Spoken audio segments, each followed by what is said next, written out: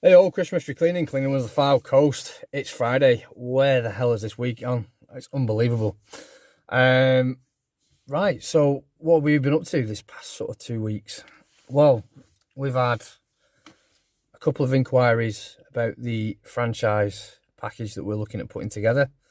So for those that are unaware, I've planned for a while now to get my business franchise, which will enable other people all around the country to trade under estuary cleaning in their own business, be their own sort of boss kind of thing, but trade under estuary cleaning. And there's a number of benefits to that, which you've got your customer funnel and all this sort of stuff. You've got your discount on your insurances. You've got your discount on your machinery and maintenance. You've got your discount on marketing. You have effectively access to sort of additional training if you need it, discount on your health and safety, ninja and all that sort of stuff. So it's quite a comprehensive package, and we've had it's early days, but we've had a little bit of interest locally, we're looking to push that forward in the coming months. Hopefully by the end of April we'll have our first sort of franchisee in, so that's all good. I've been speaking to the solicitor to franchise my business because I'm not academically minded. You know your strengths, know your weaknesses, and play to your strengths kind of thing. And to that extent, I'll stay in my lane. But when all said and done, I'm not academically minded, so I needed a solicitor to help me trademark the business, which it's cost me 670 quid to do that. It would have cost me 170 if I did it on my own, but then I'd have to go and do all the searches. I'd have to trawl through the legal documents. I'd need to learn the legislation and all this sort of caggage. And to be honest with you, it's just so easy to make a mistake, which in the long run could cost you money. And that's the last thing you need. When you set up a business and you're looking to trademark, it's not necessarily on everybody's radar that wants to start a business. But if you want to set up a franchise, then trademarking is really, really important. And obviously, I'm a big fan of doing things once, but doing them right. So there's that. We did a few bits and pieces. I showed you in the video earlier. We did like small group of flats, and then we did the inside and outside of a solicitor's office. And then we had a couple of small sort of, some of the B&Bs are starting to come back on now, which is encouraging. I think they're getting ready now to open up when the season gets flowing again, so that's good news. So it's been quite a productive fortnight. I just want to drop a quick one, a response basically. There's been a couple of people asking about it, and they've been asking about sort of one-off cleans and stuff like that. So the solicitor's office that we did inside and out, that was a one-off clean, and I've heard people sort of say, well, you shouldn't do one-off cleans because because you're interfering with the rotor. And I've heard other people saying that, oh, you should do them because if you don't do them, you're leaving money on the table, if you like. So my general take on it, if I'm honest, is I will do them if I can fit them in to my business.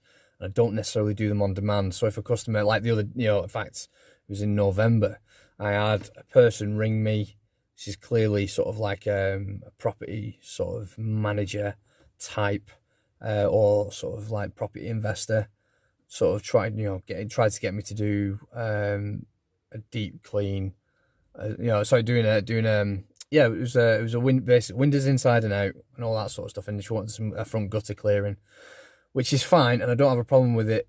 if it's if it's a standalone job, but it has to fit in with the round. It has to fit around my business. I don't, she wanted this job doing on that day, and when all said and done, we pre-book our work in advance and all this sort of stuff. So it's not really ideal, and it's got to pay the appropriate price, to be honest with you.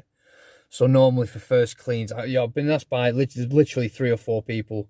I'm not going to name you all, but 3 or 4 subscribers that have all asked about one-off cleans and sort of how you price it, and do you take them on, do you not? Well, are they worth doing? Are they not? Yes, they're definitely worth doing, for one. But you need to up the price. So a Billy Basics single clean, window cleaning only.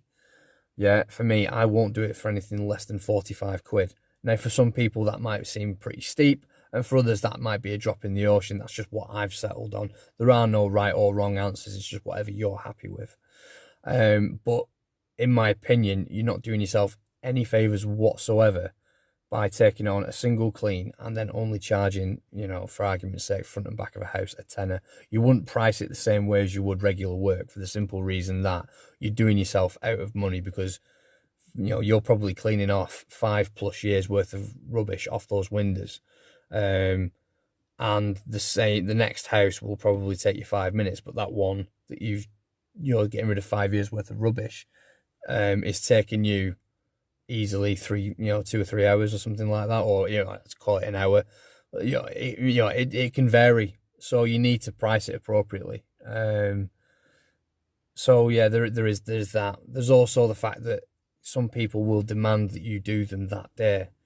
Well, I don't offer that kind of service in terms of, whether the customer goes, sort of clicks the fingers and I come rushing. It doesn't work like that. You have to book work in where it suits you. And as I've mentioned in other previous videos, you should manage your customers, and don't let the tail wag the dog, because when it comes down to your business, I'm sure I speak for most people that become self-employed. At whatever they do, they did not become self-employed to be busier.